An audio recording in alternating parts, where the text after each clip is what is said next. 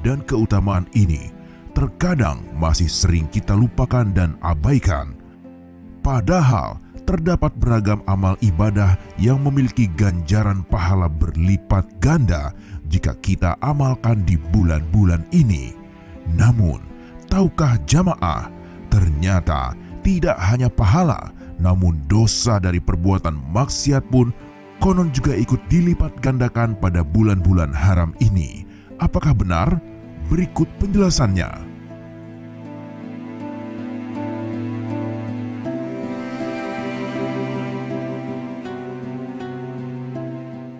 Bismillahirrahmanirrahim. Allah Subhanahu wa taala berfirman di dalam surat At-Taubah ayat 36, A'udzubillahi minasyaitonirrajim. Fala tazlimu fihinna anfusakum. Janganlah kalian ini menganiaya diri kalian di dalam bulan-bulan haram ini. Nah, para ulama menafsirkan kata menganiaya ini sebagai apa? Jangan sampai dosa-dosa kita dilipat gandakan di bulan-bulan haram ini. Jangan sampai kita berbuat dosa di bulan haram-haram ini yang 4 ini. Kenapa? Karena dosa kita akan dilipat gandakan. Kalau di bulan Ramadan yang dilipat gandakan kan cuman kebaikannya, Bu. Kalau di bulan yang haram ini, Bu, yang dilipat gandakan gak cuman itu. Tapi yang dilipat gandakan adalah dosanya. Dosa apa saja? Semua macam dosa. Yang paling sering dilakukan nih, dosa yang paling sering dilakukan oleh ibu-ibu biasanya apa, Bu? Riba, betul. Tapi bukan ibu-ibu di sini. Ibu-ibu di sini semuanya solihah, Masya Allah. Yang kayak gitu disonok kesonoan lagi lah begitu, Bu ya. Jadi dosa ghibah ini memang betul paling sering terjadi di kalangan ibu-ibu. Biasanya, Bu, kadangkala ibu-ibu itu nggak sadar kalau dirinya berghibah. Dia udah bilang tuh di depan teman-temannya kalau ada informasi kayaknya gatel aja gitu pengen ngomong. Gitu, misalnya nih ya udah ketemu di teman-teman arisannya. Tahu nggak Jeng tuh. Kalau udah awal-awal kayak begitu biasanya siap-siap Ustadz. Ada aja yang dibongkar aibnya gitu. Apalagi misalnya di komplek-komplek perumahan yang ada tukang sayur dorong tuh, Bu ya. Begitu ada tukang dorong, tukang sayur yang ngedorong itu dagangannya. Biasanya kan ada satu ibu-ibu nih milih apa nih, wortel, kentang, apa, ntar datang lagi. Itu sambil milih-milih sayurnya sambil ngobrol. Tau gak ngobrolin apa, Bu? Kalau ibu-ibu Masya Allah ngobrolin berapa rakaat tahajud semalam gitu ya, Bu ya. Masya Allah, kalau ibu-ibu di sini mah begitu. Tapi yang ibu-ibu di mana lah begitu, kalau misalnya di tukang sayur ngumpul, itu ngomongnya apa, Bu? Tahu nggak Jeng? Ya gitu lagi. Itu loh tetangga kita yang di ujung sana, tahu nggak pulangnya tiap malam itu diantar oleh mobil-mobil yang berbeda katanya gitu. Kayaknya dia bukan orang bener deh. Ternyata itu, Bu, taksi online. Ya kalau taksi online mah tiap orang tiap supir pasti beda mobilnya ya. Udah seuzon sama saudara sendiri. Nah pahala dosa ghibah itu selain dilipat gandakan oleh Allah ya dosanya ya. Itu juga kita punya tanggungan yang lebih besar untuk meminta maaf kepada orang yang kita ghibahin. Karena Allah itu tidak akan mengampuni dosa yang kaitannya dengan menzalimi orang lain. Kecuali kita apa, Bu? Minta maaf sama orang itu. Jadi ibu sampai berbusa-busa gitu ya, minta maaf ya Allah, tapi orang yang kita ghibahin gak ngasih kita maaf, diampuni gak, Bu? Enggak. Nanti orang itu yang kita ghibahi akan menuntut di hari kiamat. Apa tuntutannya, Bu? Tuntutannya gini, kalau dia punya dosa, maka dosa dia kita yang tanggung. Kalau dia yang kita ghibahin gak punya dosa, maka pahala yang kita punya itu diambil sama dia. Mau nggak, Bu? Jadi jangan ghibah ya, Bu. Jangan. Kemudian dosa besar lain misalnya yang sering kejadian sekarang, nauzubillah, itu adalah riba. Yang bertransaksi hutang dengan riba. Maka kalau punya hutang segera dilunasi, tadi sudah disebutkan oleh Ustadz Kafi. Kalau punya hutang segera lunasi. Dan jangan berhutang dengan sistem riba.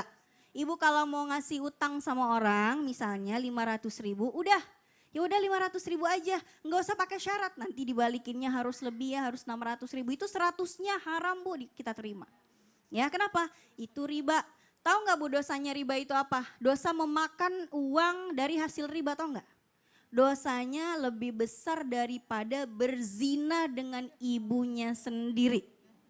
Kalau laki-laki. Nah kalau yang perempuan berarti sama kayak berzina sama bapaknya. Gede nggak Bu dosanya? Gede banget. Makanya kalau misalnya di luar bulan haram saja sudah seperti itu besarnya dosa riba, apalagi kalau itu dilakukan di dalam bulan haram.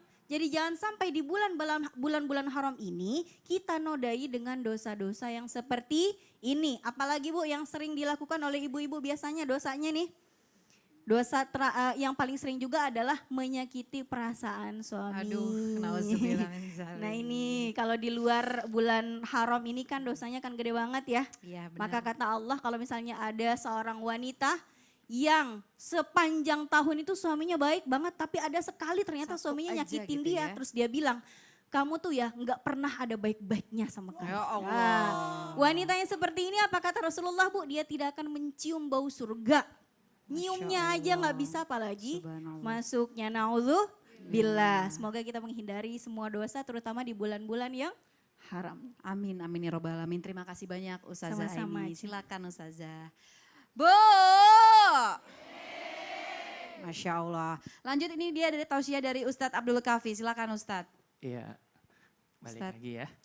Aduh, Alhamdulillah. sumringah banget ya Ustadz ya. Alhamdulillah. Masya Allah. Ustadz, tadi kan kita udah jelasin ya, ternyata dosa kita itu akan dilipat gandakan jika melakukan maksiat di bulan haram. Tadi Ustazah ini juga sudah menjelaskan. Nah, tapi ini apakah benar bahwa pahala ibadah kita juga dapat berlipat ganda di bulan haram?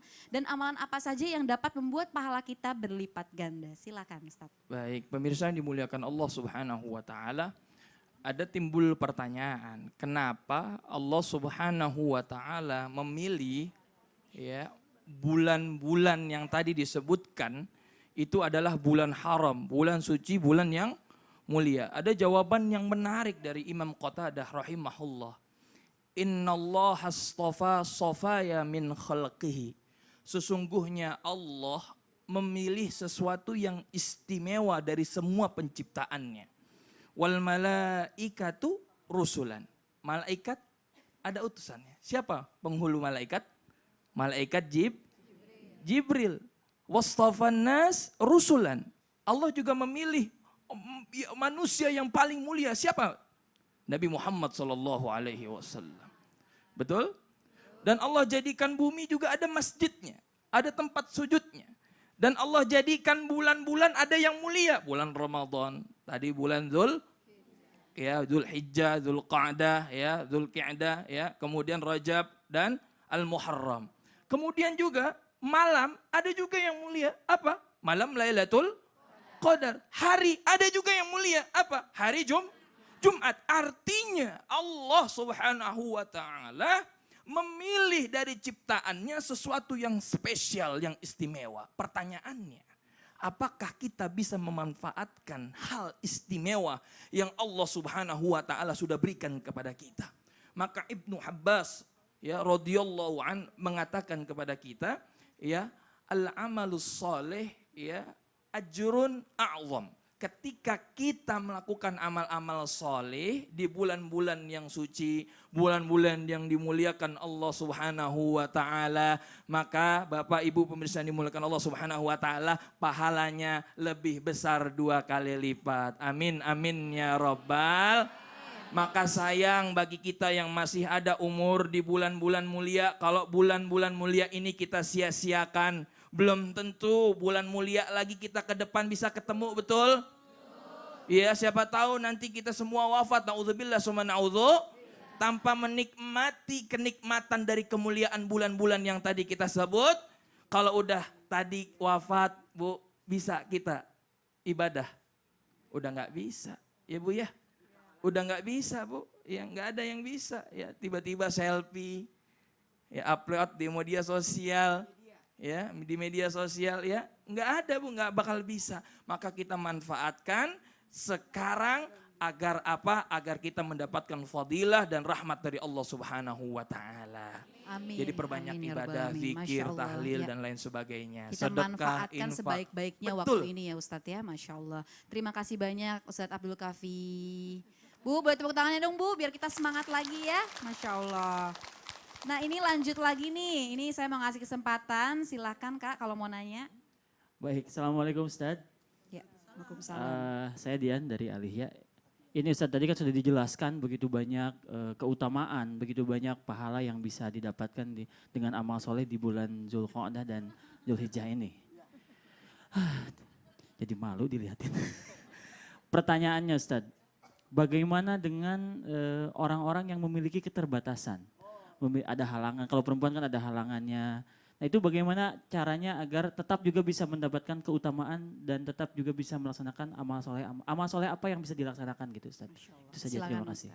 Iya, baik. Islam itu agama yang fleksibel ya. Wanita kalau lagi halangan ya datang bulan kan juga bisa yang namanya ibadah. Bisa zikir, bisa infak, bisa sedekah, atau yang sudah berumah tangga bisa melayani suami, melayani keluarga. Itu pahalanya luar biasa, bisa 2 kali lipat. Bagi laki-laki yang memang sakit tidak bisa berdiri ketika sholat, maka Islam mengajarkan ya nggak apa-apa duduk. Kalau nggak bisa duduk, tiduran. Kalau nggak bisa tiduran, isyarat. Kalau nggak isyarat, dalam hati. Bu, isyarat nggak bisa nih Bu, pakai isyarat nggak bisa, pakai hati. Ya, pakai hati nggak bisa, baru dari sholatin. Ya, bagaimana kemudian yang difabel ya, atau mungkin yang Allah berikan kelebihan-kelebihan, ya mereka mempunyai makom khusus. Ya, alangkah saya ta'zub ya dan juga senang begitu melihat ada sosok orang yang diberikan Allah kelebihan dalam artian kekurangan, kemudian dia bisa hafal Quran. Itu anugerah yang luar biasa dari Allah Subhanahu wa taala. Artinya Islam memberikan banyak kita kesempatan untuk beribadah. Jangan sampai kita di bulan-bulan mulia ini, ya di bulan-bulan mulia Allah, kita kekurangan ibadah. Jadi nggak ada alasan itu semuanya. Masya Allah ya Ustadz ya, jadi benar-benar Allah memberikan kita segala kemudahan dalam beribadah ya Masya Allah. Terima kasih banyak Ustadz Abdul Kafi. Ya jamaah, ini langsung saja ini kita akan mendengarkan amalan dan doa dari Ustadz Maulana. Silakan Ustadz. Baik, bismillahirrahmanirrahim buat kita semua. Alhamdulillah kita persiapan di bulan Zulhijjah ini luar biasa ada amalan. Mau tahu amalannya? Nah, kalau tadi kita sudah mendapatkan ilmu yang luar biasa banyaknya. Informasi yang luar biasa berharganya. Makanya mohon izin kepada semuanya lakukan amalan-amalan ini. Saya mau simpel aja dulu. Ibu, kalau di 10 Zulhijjah apa yang dilakukan? Kurban. Bagaimana dengan tidak kurban? Hadiri acara kurban. Hadiri acara kurban. Lihat pemotongannya. Kenapa? Supaya apa? Karena itu syiar. Dan kemudian mohon izin pada hari kurban itu lihat kurban. Pada saat disembeli. Ya Allah, hilangkanlah sifat kebinatanganku. Sebagaimana hilangnya nyawanya itu binatang. Ya oke? Siap. Lalu tanggal 9 Zulhijjah, kan kita tidak ukuf ya, lalu puasa. Apa salahnya pada saat orang ukuf kan ada siaran langsung. Kita lihat di TV. Sekarang enak mak, ada TV yang langsung lihat proses ukuf di Arafah. Lagi ukuf orang di Arafah. Apa salahnya ibu berdoa? Ikut sama saya. Ya Allah. Ya Allah. Ya Allah. Semua yang diminta. Semua yang diminta Oleh orang yang ukuf. oleh orang yang wukuf Di Arafah. di Arafah, Berikanlah pula kepadaku. berikanlah pula kepadaku. Nah, enak kan? Itu. Kita juga pingin. Aduh ya Allah. Enaknya karena pada tanggal 9 Zulhijjah kita lagi puasa. Sambil nunggu jelang buka puasa. Kan di sana kan duhur. Perbandingannya kan 4 jam. Berarti sini jam 4 atau jam 5 atau menjelang maghrib. Tidak ada salahnya. Apalagi amalannya. Ibu. Di 10 Zulhijjah pagi-pagi jangan makan. Tidak puasa juga. Jangan makan. Kenapa? Karena Nabi Ibrahim, Nabi Ismail, Siti Hajar pada pagi itu mau pergi ke Mina untuk menyembelih putranya. Pada saat itu kata Siti Hajar, suamiku makanlah dulu. Dulu itu berputar. Sekarang sudah dilobangi gunungnya. Jadi ada namanya terowongan Mina. Pada saat itu Nabi Ibrahim membawa putranya. Pada saat mau dibawa putranya, apa yang terjadi? Kata Siti Hajar, makanlah dulu baru berangkat. Apa kata Nabi Ibrahim? Saya sudah tidak bisa makan lagi. Karena saya akan menyembelih putraku. Kalau begitu, engkau lah Ismail makan. Nah, kata Ismail, lebih-lebih saya. Saya juga tidak bisa makan karena saya mau dipotong. Siti Hajar juga begitu. Jadi sebaiknya di pagi hari itu kita tidak makan. nanti pulang baru makan. Kalau Idul Fitri makan dulu baru pergi. Iya. Kalau Idul Adha nanti pulang baru makan. Jadi ada amalannya termasuk bertalbiyahnya tadi dan merasakan perasaan dan ikut menyaksikan sebagai syiar. Doanya Allahumma gfirli warhamni wa'afini wa'fuanni. Perbanyak tobat, perbanyak zikir, perbanyak doa di hari itu. Mudah-mudahan kita juga mendapatkan kemuliaan sebagaimana kemuliaan bulan Zulhijjah dan amalan yang ada di dalam bulan Zulhijjah. Amin ya rabbal alamin. Allah Subhanahu wa taala berfirman di dalam surat Al-Baqarah, disebutkan di situ a'udzubillahi minasyaitonirrajim, fastabiqul khairat. Berlomba-lombalah kita di dalam mengejar kebaikan. Utamanya kebaikan kita lakukan di bulan-bulan haram ini dengan keinginan dan niat dan harapan agar Allah melipat gandakan pahala yang kita dapatkan dari kebaikan-kebaikan tersebut. Amin ya rabbal alamin. Amin, amin ya robbal alamin. Masya Allah, terima kasih banyak jamaah Islam itu Indah yang di studio juga di rumah sudah menyaksikan Islam itu Indah. Terima kasih untuk guru-guru kita. Jamaah yang rahmati Allah, bulan haram layaknya seperti bulan Ramadan. Dimuliakan seperti bulan Ramadan tapi sering kali dilupakan. Saya Natasha Rizky, mohon maaf jika saya ada salah-salah kata. Wassalamualaikum warahmatullahi wabarakatuh. Ini dia Al-Ihya Nasyid, silakan. Boleh semuanya kita ikut bersolawat ya. Solawat badar. Salatullah, salamullah, ala toha rasulillah. Salatullah, salamullah, ala yasin habibillah. Tawassalna bi bismillah.